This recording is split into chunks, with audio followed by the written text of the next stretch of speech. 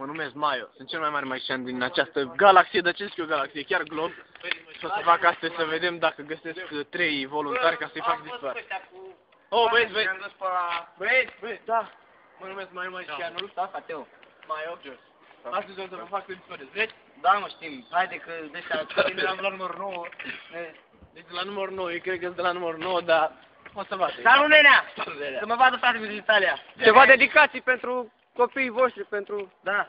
Încearcă să-i puneți pe toți 3 ca să vadă lumea acea țară că pot să-i fac să dispară. Un magician adevărat, da? Poți să auzi spatele lor? Îi vreți pe toți 3? Acum da, sunt toți 3. Așa. Uite-te aici. Pregătiți-vă pentru să fie ceva nemai văzut. Da, un experiment. Hai mă, odată că am treaba asta.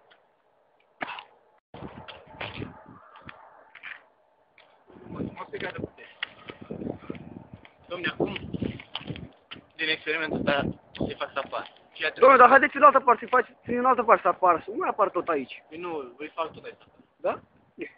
Tot aici, ca să nu cadă pe ceva. Bă!